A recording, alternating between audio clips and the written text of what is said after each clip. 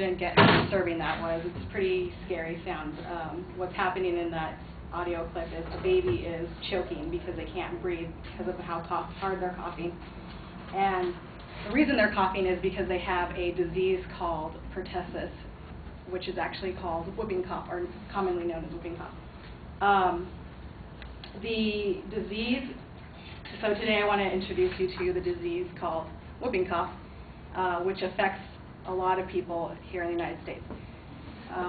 The main reason I wanted to talk about it today was because it is, right now there's an epidemic going on here in California, and it is pretty extensive. It's a huge thing that's happening. It's been in the news a lot. The first thing I want to talk to you about is what it is, and then I'll talk about how you get it, how you transmit it, and the effects of what's happening here in California. So first, I would like to talk about what it is. It's a disease that is transmitted through person to person. It's a disease. The infection. What it does is attacks the lining of your lungs, and it is what the disease, the infection. It breaks down the interior of your lungs, and it causes you to become susceptible to a cough and an infection in your throat. When the person who has the disease starts developing it, they have like a mild cold, and you don't really notice that you have this disease. But over time, it starts gradually building, and you start coughing within maybe, it starts for 2 weeks, and then in the next maybe 4 to 10 weeks, you'll start coughing really violently, and you won't be able to breathe. So it causes you to have problems and sound like that little baby was. So the first stage is the actual infection disease, or infection where you're really susceptible to passing it to people. And so if you're a baby, like infants are probably the most susceptible to it. So if you get it, if a baby gets it, they need to be hospitalized pretty often. The second stage is where you get the coughing, and because you're coughing so hard, it can cause vomiting. And in adults, if they catch it or they have it, they can break their ribs. That's happened often. And it lasts about 10 weeks on average if it's actually caught, if it's being treated by medications, if you have it. So the next phase of it, it can last up to, they said the Asian cultures call it the 100-day disease because it lasts, 100-week disease, because it lasts for a long time compared to regular diseases.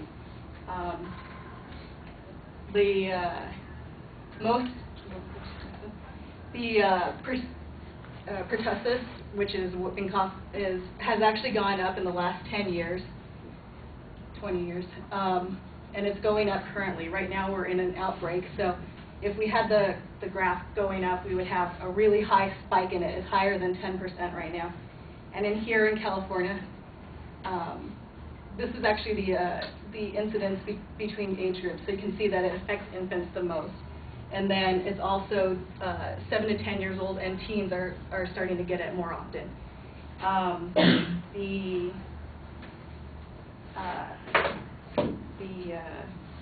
Here in California, the outbreak is happening, and we have, in the last year, 6,500 cases, which is higher than any in the last 60 years. And there has been, just this week, 175 cases and 10 deaths in infants. And the saddest one probably, all infant deaths are pretty sad, but the saddest one is just a couple of days ago, there was an infant, a preemie, who got the whooping cough, and they passed away. So it's really, really hard on parents because the infants haven't been able to get the antibiotics for it or get treated to prevent it. So it causes a lot of sadness in families. And so the reason why I'm talking about it today is because of the outbreak here in California. It's really important for you to be get treated and get your shot so that you can prevent the transmission of it. And we want to prevent, if we can, we try to stop any kind of disease from hurting us, and so it's a good idea we all do it because you can get it really easily.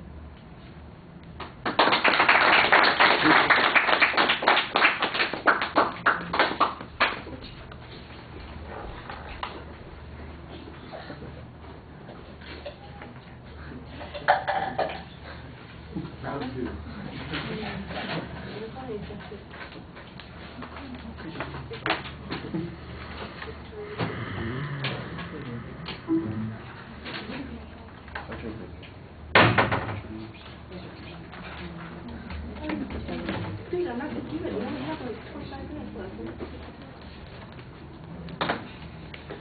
What a tragedy. Is that it for the day? We're going to do the test, yes.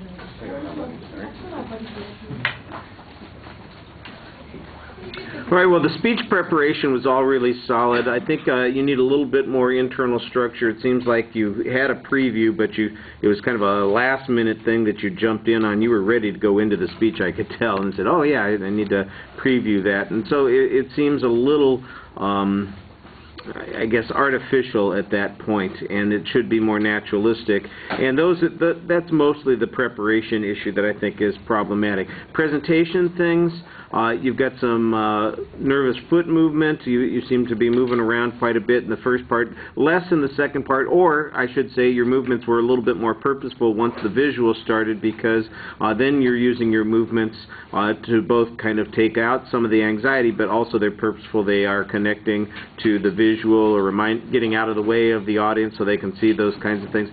Some indicators and gestures are fine.